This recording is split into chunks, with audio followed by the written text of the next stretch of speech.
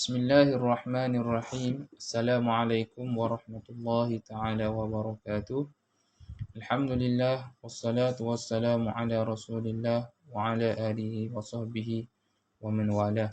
Alhamdulillah, kami dari kumpulan 6 ingin merakamkan jutaan terima kasih pada pensyarah subjek IDUP 2072 Falsafah dan Perkembangan Pendidikan di Malaysia, iaitu Dr. Azizi bin Jaafar, kerana memberi peluang kepada kumpulan kami untuk membentangkan tugasan.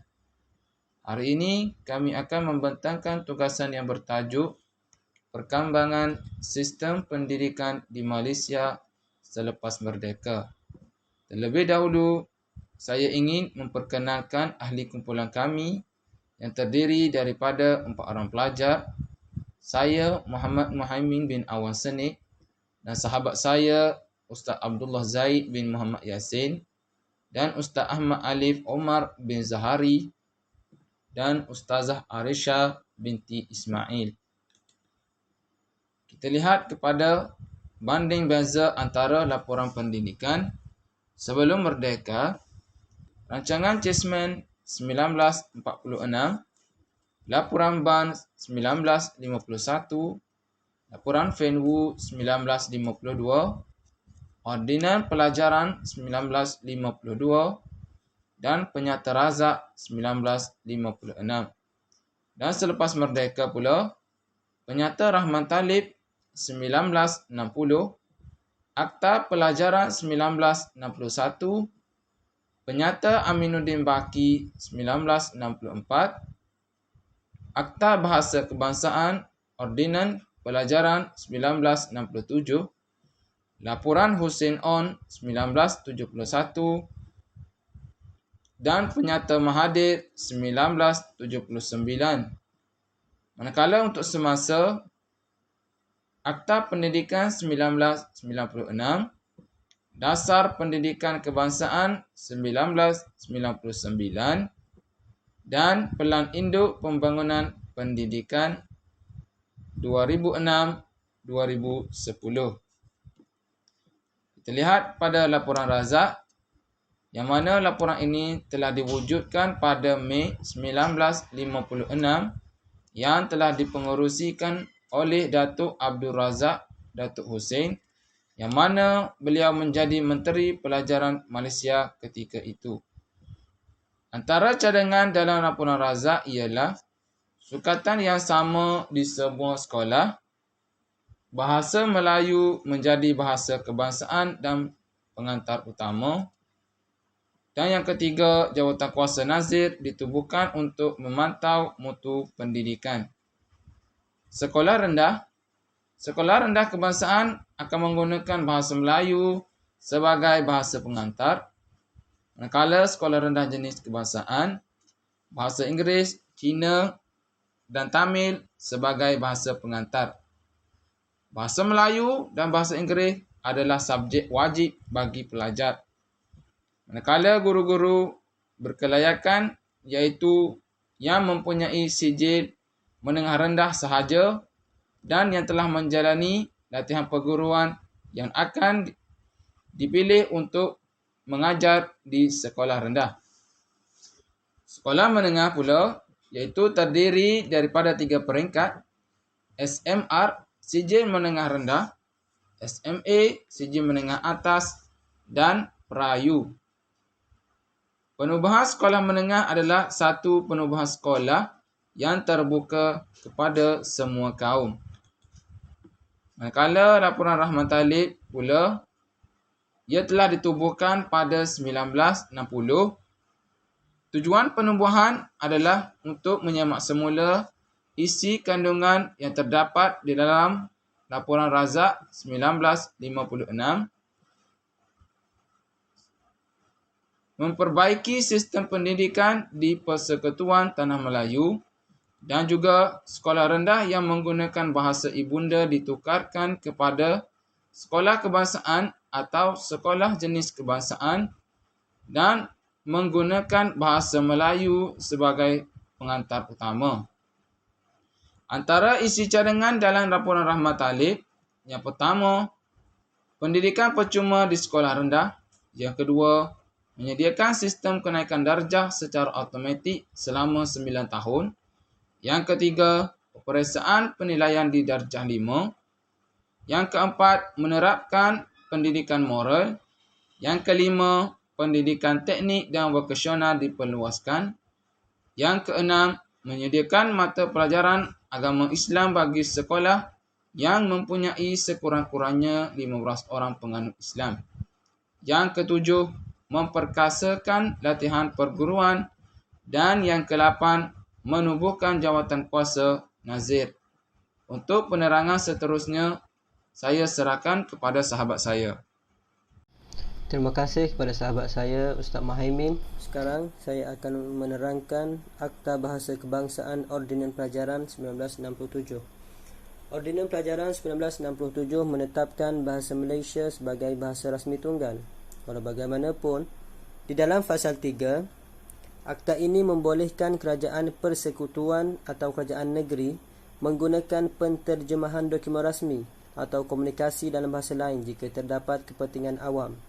Seterusnya, fasal yang keempat, yang di-Pertuan Agong boleh membenarkan agar meneruskan penggunaan bahasa Inggeris sebagai tujuan rasmi apabila dianggap perlu. Dalam pada itu, semua mata pelajaran tahun 1 di sekolah rendah jenis kebangsaan diajar menggunakan bahasa Malaysia sebagai bahasa pengantar, kecuali bahasa Inggeris dan bahasa ibunda. Mulai tahun 1975, semua sekolah rendah jenis kebangsaan ditukar kepada SRK, iaitu Sekolah Rendah Kebangsaan. Manakala mulai tahun 1982, semua sekolah menengah jenis kebangsaan ditukar kepada SMK, iaitu Sekolah Menengah Kebangsaan.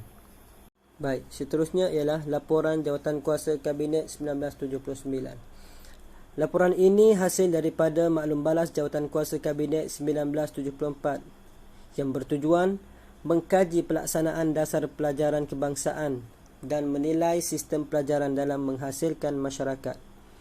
Laporan Jawatankuasa Kabinet 1979 dipengerusikan oleh Datuk Seri Dr. Mahathir bin Mohamad, iaitu mantan Perdana Menteri kita yang keempat dan ketujuh. Pembentukan Jawatankuasa Kabinet tahun 1974 adalah kerana berlakunya peristiwa rusuhan kaum 13 Mei 1966 dan juga merupakan kemuncak masalah perpaduan di Malaysia. Selain itu, pembentukan Rukun Negara 1970 dan pelancaran dasar ekonomi baru 1970. Seterusnya, antara cadangan peningkatan kualiti dalam laporan Jawatankuasa Kabinet 1979 adalah menegaskan pendidikan rendah asas yang memfokuskan penguasaan 3M, iaitu membaca, menulis dan mengira, dan juga pengajaran pemulihan bagi murid-murid yang lemah dalam menegaskan kepada pendidikan kerohanian yang kukuh dan unsur-unsur disiplin yang diingini. Selain itu, peluang melanjutkan masa persekolahan dari 9 tahun ke 11 tahun. Seterusnya, pengekalan bahasa Inggeris sebagai bahasa kedua. Sebelum merdeka, ia merupakan bahasa pengantar di semua peringkat persekolahan aliran sekolah Inggeris, malah menjadi bahasa perantaraan bagi golongan menengah dan atasan. Objektifnya sebagai bahasa kedua adalah bertujuan memberikan kemahiran dan pengetahuan asas kepada murid-murid. Selain itu, cadangan peningkatan kualiti dalam pengetahuan agama Islam bagi murid-murid Islam, manakala pendidikan moral bagi murid-murid bukan Islam. Yang terakhir adalah menggalakkan penglibatan kegiatan kokurikulum. Kegiatan kokurikulum ini penting di sekolah, yang mana ia terbahagi kepada 3 kumpulan. Yang pertama, pasukan pakaian seragam. Yang kedua, kelab dan persatuan. Dan yang ketiga adalah sukan. Semua murid sekolah diwajibkan sekurang-kurangnya mengambil bahagian dalam sesebuah kelab atau persatuan. Dan juga digalakkan mengambil sekurang-kurangnya satu jenis permainan atau sukan. Sekarang, saya menyerahkan kepada Ustazah Arishah untuk pembentangan yang seterusnya. Bismillahirrahmanirrahim. Saya Arishah binti Ismail, ingin membentangkan tentang Pelan Induk Pembangunan Pendidikan PIPP 2006-2010 yang telah dilancarkan oleh Yang Amat Berusaha Datuk Seri Abdullah bin Ahmad Badawi, Perdana Menteri Malaysia yang kelima. Teras strategi PIPP 2006-2010 telah menggariskan 6 teras, iaitu yang pertama, membina negara bangsa. Ianya terdiri dari fokus dan strategi. Kita lihat dulu fokus. Pertama, memperkasakan bahasa kebangsaan sebagai asas perpaduan, integrasi nasional dan bahasa ilmu, memupuk kecintaan terhadap seni warisan budaya bangsa, memupuk kefahaman yang jelas terhadap pendekatan Islam hadari dalam pemikiran. Seterusnya, strategi pula memantapkan pelaksanaan dasar buku negara, menyelaras peranan semua pihak terlibat, mewujudkan bulan bahasa dan sastera negara. Teras kedua, iaitu membangunkan modal insan. Pembangunan modal insan bertujuan untuk anak bangsa Malaysia mempunyai ilmu pengetahuan, berkemahiran komunikasi dengan berkesan, berfikiran secara kreatif dan kritis, mempunyai teknologi maklumat dan komunikasi, berkepakaran tinggi dalam segenap aspek dan mampu bertindak secara rasional. Seterusnya, teras ketiga, iaitu memperkasakan sekolah kebangsaan. Tumpuan perkasakan sekolah kebangsaan dan sekolah menengah kerana SK berperanan penting sebagai tapak untuk menyamai serta memupuk perpaduan antara kaum dari peringkat awal persekolahan. Ciri-ciri SK perkasa iaitu mempunyai infrastruktur lengkap dan berkualiti, pemimpin dan guru yang cekap dan terlatih, berinspirasi nasional, tawa bahasa Cina dan Tamil. Pencapaian akademik cemerlang, sistem sokongan yang kuat dan mencukupi, iklim budaya sekolah yang sihat, penawaran dan pelaksanaan kurikulum berkesan berasaskan pelanggan. Seterusnya, pencapaian sahsiah pelajar. Kita lihat pula teras yang keempat, iaitu merapatkan jurang pendidikan luar bandar. PIPP bakal merapatkan jurang pendidikan antara lokasi dengan membangunkan infrastruktur dan kemudahan pendidikan. Seterusnya, ia dapat mengurangkan risiko keciciran pelajar dengan peningkatan kadar penyertaan.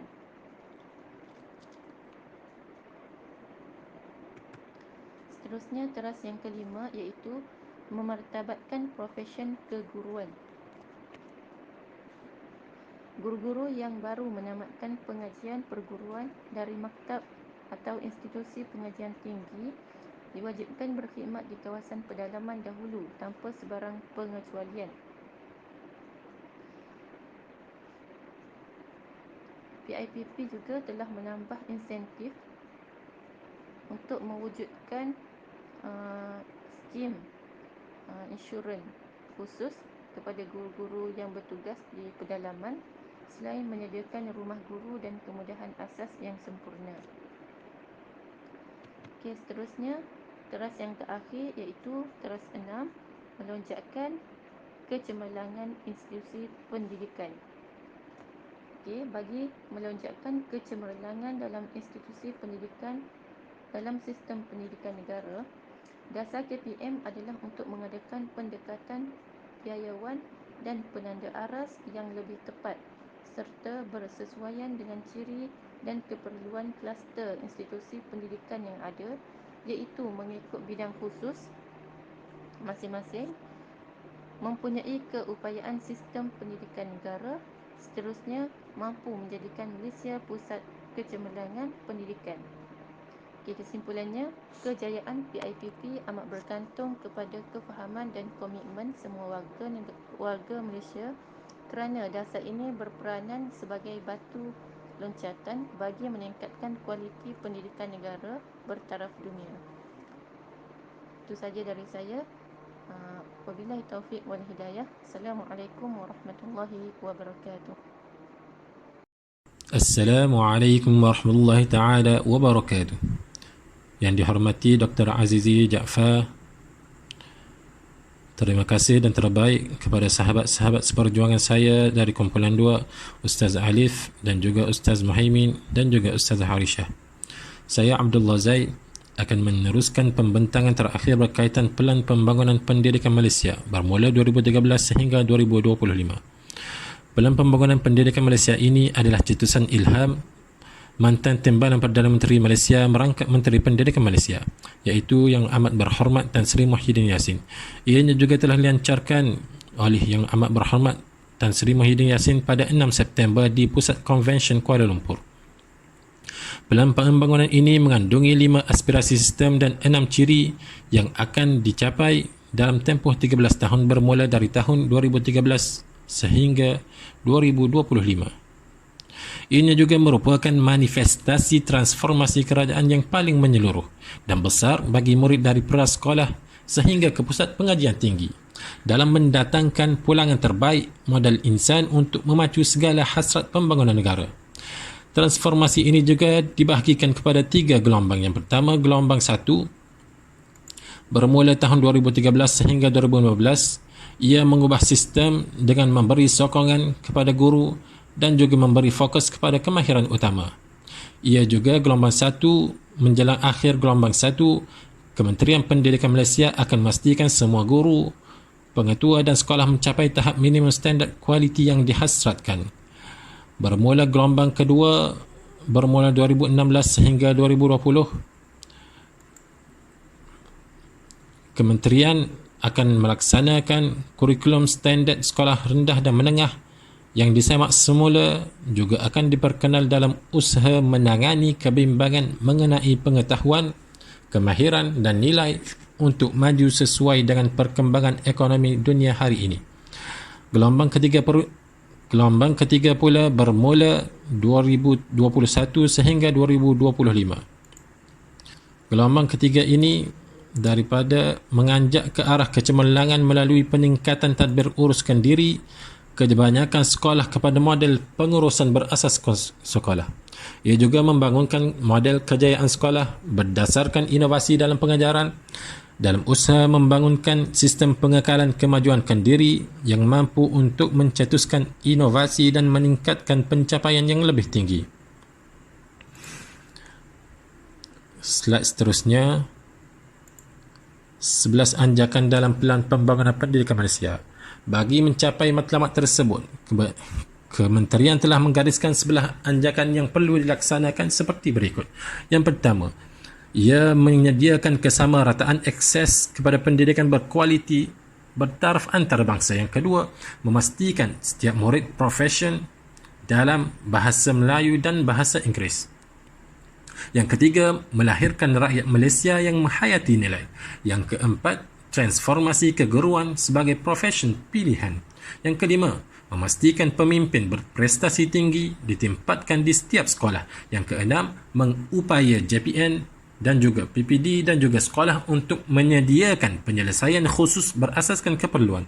Yang ketujuh, memanfaatkan ICT bagi meningkatkan kualiti pembelajaran di Malaysia. Yang kedelapan, transformasi kebolehan dan keupayaan penyampaian pendidikan.